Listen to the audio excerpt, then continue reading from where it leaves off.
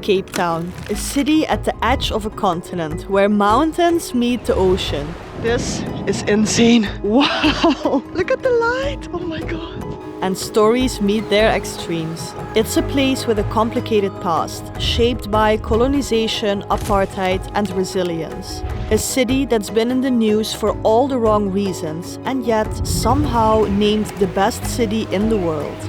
People call it unsafe, others say it's paradise, and I kept hearing both. So I wanted to know which was true. So instead of a quick visit, I decided to live here. A full month to see the beauty, the contrast, and the rhythm of the daily life for myself. Because Cape Town isn't just another travel destination. It's a mirror, reflecting everything from privilege to poverty, from hope to heartbreak, and I wanted to experience it all.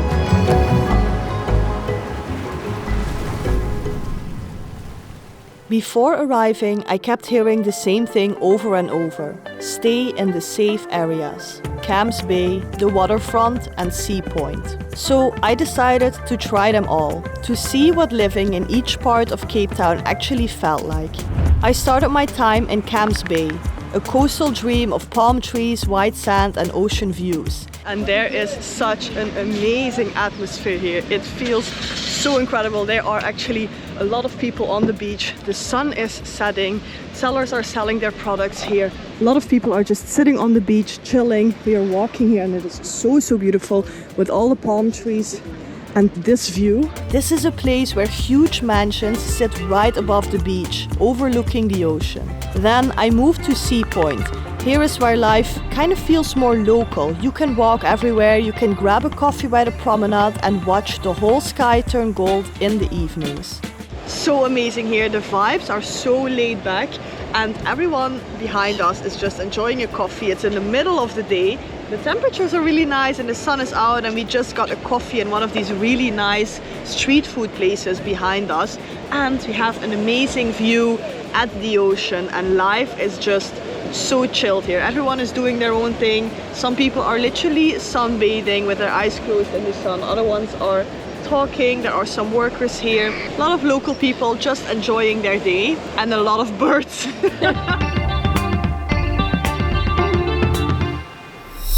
At some point, just watching Cape Town from the ground wasn't enough anymore. The city almost dares you to climb it, so that's what I did. Pipe Trek was my warm-up, an easy trail that runs along the base of Table Mountain. It's very calm, quiet, and it gives you this first taste of how wild nature feels here. You look to one side and it's pure mountain, and the other its entire city stretching out to the ocean. This is the view, that is the view. All around us, it's insanely beautiful.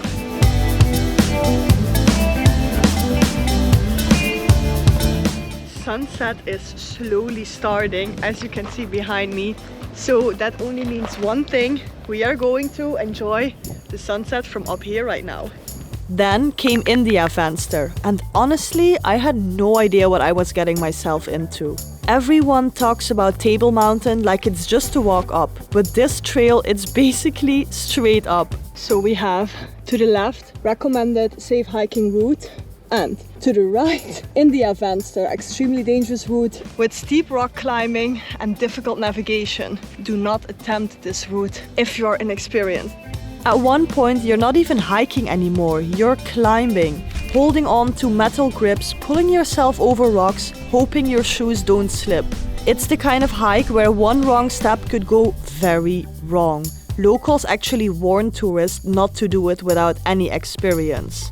I am terrified. I think this is one of the most scared I've ever been. You can see it here, like we were just almost climbing vertical, and I'm like glued to this rock because there's no ropes and no ladders, which I actually hoped. So we're literally walking here and there's just steep drops. I'm like so scared. Here you can see it a little bit. And there I was, halfway up, realizing exactly why.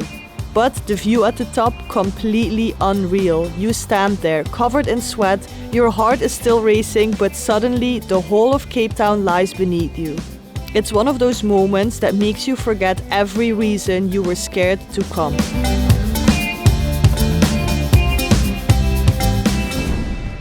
And then there's Lion's Head. This is Cape Town's golden hike. Everyone climbs it for sunset, and when you see it, you will really understand why. The trail spirals up like a staircase to the sky, and by the time you'll reach the top, the entire city is glowing orange and gold. But if there's one hike that completely took me by surprise, it was Chapman's Peak. This one is lesser known, it's less crowded, and somehow even more breathtaking. Every corner opens up to a new view, and when you reach the top, it's dead quiet. It's just wind, sea, and sky. This is really the silence that makes you feel small in the best possible way. Welcome to the top of Chapman's Peak. I'm not gonna go further, but just to show you, I've been all the way to the top because this here is the top of this peak.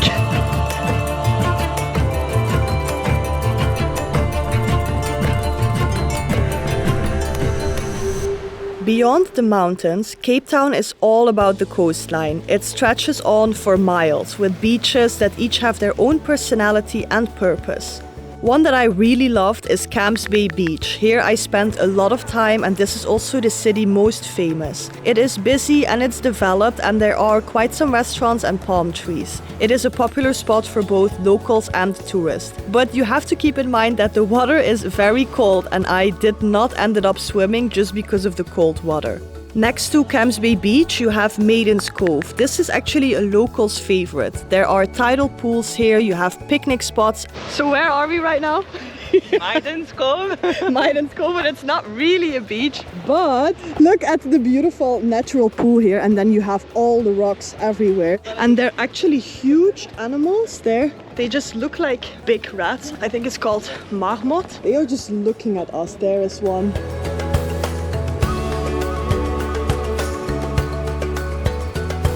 About an hour's drive from the city, you will find Kogel Bay Beach. This is one of the most scenic beaches of the False Bay coastline. It is known for its strong waves, surfers, and the dramatic cliffs that rise straight from the ocean. It's not really for swimming, but it's definitely one of the most beautiful places I visited while being in Cape Town. And then, last but not least, we have Boulders Beach. This is near Simonstown. It's home to a protected colony of African penguins that live freely beneath these granite rocks. So we bought the ticket. It's 215 ZAR per person, which is I think around 12 euros. This is so incredible, but also I want to show you a little bit behind the scenes and real life situations. This is how crowded it actually really is. There are a lot of people here at the little boulevard. So you literally kind of have to stand in line to see the penguins, but they are so cute, so cute. I love this.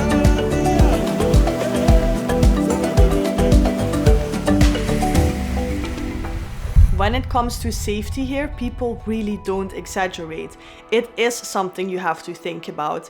In Cape Town, taking a wrong turn can change everything fast. You need to be aware of where you're going, and you really have to be street smart, because I don't go out at night and I always take Uber or Bolt whenever I want to go somewhere, because these are safe ways of transportation. And it's not just about being scared, it's moving safely here. But then at the same time, the people I've met here have been incredibly nice. I've met so many genuine, beautiful people who were so insanely friendly that I was always like, why are you being so friendly? They would wait for me for my Uber or Bolt. They would have conversations. They would walk with me somewhere just so I would feel safe, which is incredible. And they also told me that that is the South African spirit. And that's what makes Cape Town so complex, because living in the right areas can feel like paradise, ocean air, mountains, good food, good people, but you're constantly aware of how fragile that bubble is. You see both sides every day, and Cape Town is beautiful,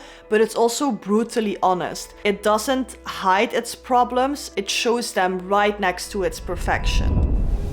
Once you start exploring beyond it, you realize how much this region actually has in store. A short drive from the city takes you to the Cape of Good Hope. This is the most southern western point of Africa, where the Atlantic and Indian Oceans meet. On weekends, locals head into the winelands, Stellenbosch and Franshoek. Even if you're not into wine, it's worth the drive for the views alone. endless vineyards, mountain backdrops, and some of the best food in the country. It's all fresh produce, and this area became one of my favorite ones. Further along the coast, you have Hermanus, which is known as one of the best places in the whole world for whale watching. If you're lucky, you can see them breaching right from the cliffs. I'm speechless. Like, we are standing here, and I'm not exaggerating, for 2 minutes, and you see the whales just coming up to the surface. It's crazy. It's far away, but you can still... Oh, but you can literally see one there. I know you can't see it on the GoPro, but oh my god, am I happy to be here. Crazy. And somewhere between all the exploring, you'll probably end up at a braai, a South African version of a barbecue, but way more than that. A braai is an entire tradition built around food, laughter, and community. Cape Town and its surroundings give you everything: mountains, beaches, wildlife, wine, adventure, and connection, all within a few hours' drive.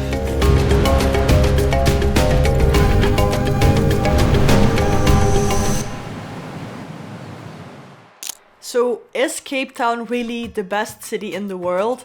I personally think it really depends on what you are looking for. If you want perfect weather, nature, and a high quality lifestyle, it's so hard to beat. But if you look a little deeper, you'll see the cracks too. The inequality, the risk, the complexity that comes with all that beauty. Because Cape Town isn't a city you just visit. It's a city that really makes you feel. It's super beautiful, it's raw, but it's also kind, cruel, safe, and unsafe all at once.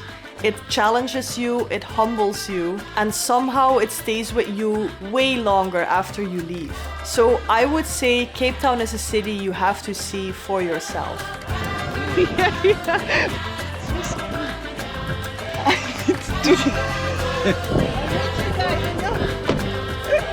What's happening?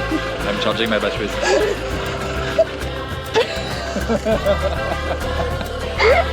I just tried the Big Mac for the first time. Woo! It's so